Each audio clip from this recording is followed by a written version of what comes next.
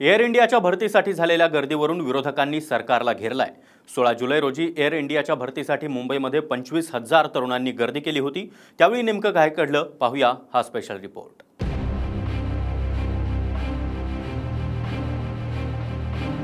ही गर्दी आहे राज्यातील बेरोजगार तरुणांची।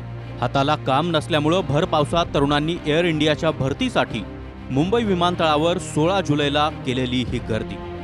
दरम्यान तरुणांनी केलेल्या गर्दीचा एक व्हिडिओ आता समोर येऊ लागलाय। तब्बल 25,000पेक्षा जास्त तरुणांनी गर्दी केल्यामुळे या ठिकाणी चेंगराचेंगरी निर्माण होण्याची परिस्थिती तयार झाली होती। या गर्दीवरून विरोधकांनी सरकारला सवाल करत जोरदार टीकास्त्र डागलाय। घरात भाऊ बेरोजगार, नवरा बेरोजगार, नोकऱ्या नाहीत। आज पाहिला असेल एअर इंडियाच्या कार्यालयासमोर 2000 लोडरच्या जागा भरण्यासाठी 25,000 सुशिक्षित तरुणांची झुंबड उडाली। ही या महाराष्ट्राची स्थिती आहे। हे सगळे लाडके भाऊ आहेत, यांनाही 10,000 रुपये द्या। दरम्यान मुंबई विमानतळावर झालेल्या या गर्दी प्रकरणी ठाकरे गटानं विमानतळ प्रशासनाची भेट घेतली आहे। चुकीच्या पद्धतीनं पुन्हा एकदा भरती प्रक्रिया राबवू नये या संदर्भातलं निवेदन विमानतळ प्रशासनाला देण्यात आलंय।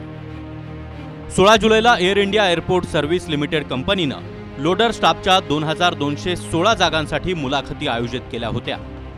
2000 पदांच्या भरतीसाठी राज्याच्या कानाकोपऱ्यातून अर्जदार मुंबईत आले होते।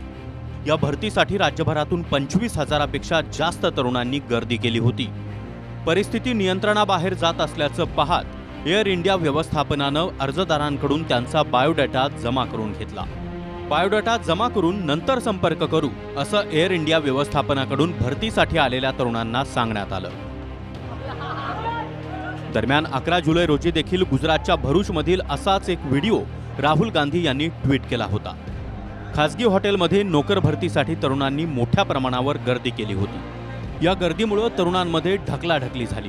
रेलिंग तुटून काही जण जखमीही झाले होते।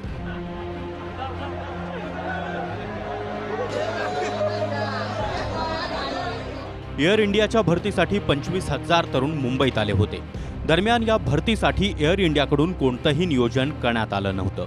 त्यामुळे एअर इंडियाच्या नियोजनावर बोट ठेवत विरोधकांनी सरकारवर टीका केली आहे। Bureau report, TV9 Marathi.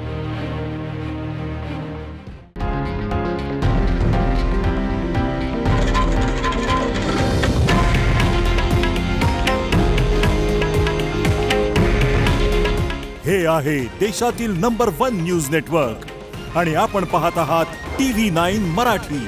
काळजी तुमची, हित महाराष्ट्राचं।